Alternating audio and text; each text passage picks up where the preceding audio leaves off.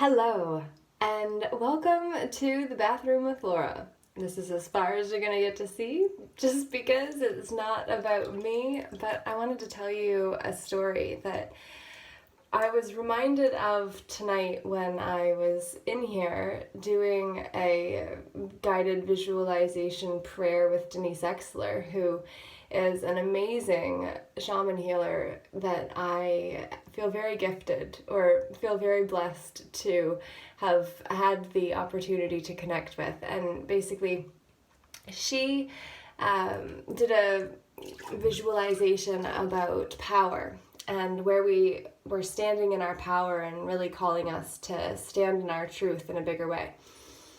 And so during that experience, she called us to envision or remember an experience or a memory where we felt like we were standing in our power in a bigger way than ever before. And the irony, maybe you won't be surprised, was actually that the moment that came to mind for me was when I was in the second mental institution, Hamilton Down the Mountain on 10th floor, that truly is a science experiment so far as what I experienced personally, and the level of corruption and deceit that I experienced, and the power trips and all of it was just out of this world, because at that point I was refusing food, saying that the food was poisoned, because technically all of our food really is, and yet I was just dialed into such a higher level that it was obvious to me, and I wasn't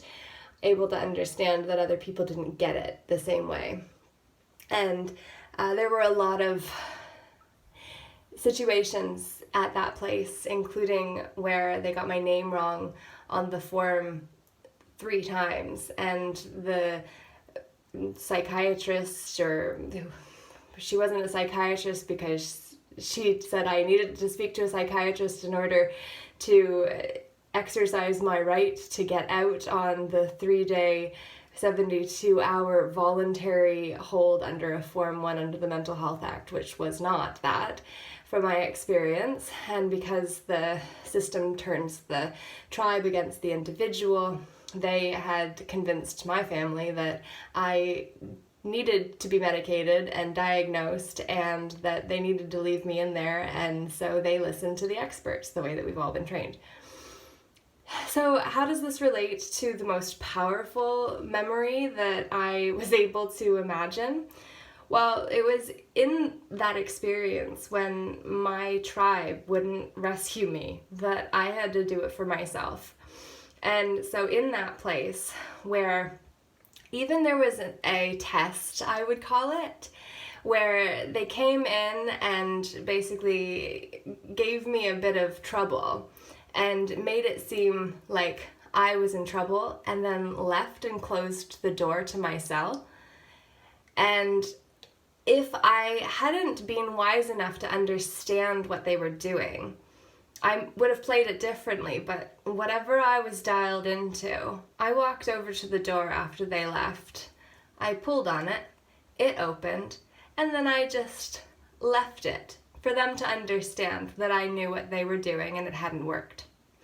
So at that time, I was playing with the system, and it's not a system you really want to play with. And what I learned is that the mental health system is the modern day witch hunt from my experience. So I was doing some purifying and releasing with Denise's exercise, and when she asked about the experience of being your most powerful, it reminded me of the experience in there where I had a moonstone ring just like this. And moonstone is moon energy, and it's about the goddess and the divine feminine. And I don't know a tremendous amount of it, but my girlfriend Sally had given it to me when I was living in England, and she used to make crystal paintings. So she would use various crystals and then put them into artwork that was absolutely spectacular. And actually that right there is one of the pieces that I made in one of the workshops that I hosted, where I gathered many of my English girlfriends, and we all made artwork with Sally's tools. And for hosting it, she gave me the gift of my choice of the jewelry that she also sold. And I chose that moonstone ring, and I wore it for 3, 4, 5 years. I can't remember when she gave it to me, but when I no longer was in possession of it was in that second place where there was a young girl that had a boot cast on, and she was black and blue, and she had been beaten, and she was a prostitute. And she was in a lot of pain. And I, at that point, for whatever I was dialed into, I basically had decided that in the system you could play the game as either a pawn, a bishop, or a king.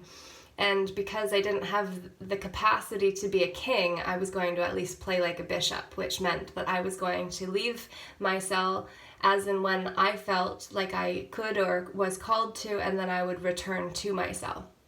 And so what I ended up doing that was such a profound experience for me was that I would walk to the edge of my cell, and I was across from the Eagle's Nest, which is the nurse's station, and I would raise my hand and I would desperately look to who would make eye contact, because they avoid eye contact from my experience in that place. And with patients specifically, they avoid eye contact with people desperate for connection, which is just like mind-blowing. But evidently my soul needed to go in there to experience it firsthand, because that's how you break people and dehumanize them, make them feel less than. And I experienced all of those things firsthand, and I wouldn't lie about that, because truly I didn't even comprehend that that was a possibility until I experienced it firsthand and saw the system for what it is. But point is, this girl, she's going past my room, and I don't remember much about what specifically unfolded, but basically I got her to come and sit next to me. And so I think she was sitting on my right, but it might have been the left, I can't remember. But she had on her knuckles love and fear. And when she sat down, I was holding the love hand, and I was working with her, and I'm a trained coach, quite skilled at it if I don't say so myself, with the amount of training that I've had and the experience as well, over 10 years of being one. And so I was working with her and holding space and hearing her story and her fears about her brother and the pimps being after him, and they would use the one that she loved very most because she didn't have a good family upbringing, and her brother she looked after and was kind of the surrogate mother for. And so she was really concerned about her brother, and I listened to her story. And then for whatever reason, I was out of my mind for sure. But what I had done was dropped into my heart. And I'm saying all of this while holding a beautiful piece of amethyst, I will say, which is all about third eye, divine connection, intuition. So I am just owning what I'm holding while this is going on for you, and you don't need to know what else there is, because there's nothing else I'm holding on to, including clothes and the necklace. A beautiful piece that I have a good story for as well, for another day. But this lovely, beautiful soul was sat, and I was holding her love hand, and then I said, okay, get up and move to my other side. So she listened, and she sat on the other side, and I held her hand, and it was this time the fear hand. And whatever compelled me, it was not me, it was just through me. I took off my moonstone ring and I put it on her finger. And what I observed was the transformation of fear into far, because I had covered the E for energy of the fear appearing real. It was powerful, and it was so profound and significant for me that it was the memory that came to me when Denise said for us to understand or call in the most powerful experience that we've had. And for me, that was it, because I was so in the moment, and I refused to let the system break me and the ones who are paid to do it, because I was training to be a corrections officer at the time, interviewing to become one. And what I realized and why I didn't pursue it was because I am not one that would be able to be paid to break people. It's not in my nature. And I wasn't going to pay to go through a training process to break people and then get into a job where I've been told that it's the guards that are worse to the new ones because they want to break them and make sure everybody understands the pecking order. And the system is just so corrupt, it eats people. It eats souls. And souls are being consumed right now and changed. And I truly believe that what's happening right now with the injections are literally, it's the attack on our Christos DNA. And I'm doing my best to be able to prove that in a way that you can receive. So I'm doing my piece. But in that moment, when I put my ring on her finger and I helped her see that the fear had gone far, far away, that was a breakthrough moment for me. And I felt incredibly empowered because I was clean. I hadn't smoked weed in over a month at that point, and that was always the way that I had tainted myself, and once again I'm off of it because for me it taints my system too much to make it worth it. And in that moment of being so clear that I was willing to ride the magic of the moment even if it seemed mad to the outside, I left that ring with her. And I haven't really told that story because I didn't want somebody to think that story was about me being generous and, all of what is required to give a complete stranger a ring that you love. But I was also wearing a bracelet that I had been given right before all of that. And that is a story I'm going to share with you another day. So please do come along and play and use this remembrance, if it resonates for you, to invoke and call to your own memory of when you felt most empowered, even if it didn't make sense to others and if it made other people uncomfortable. Because madness, when you're truly standing in the light, as bright as what you came here to do, it's going to scare people that are not at that level and can only look up and say, what the?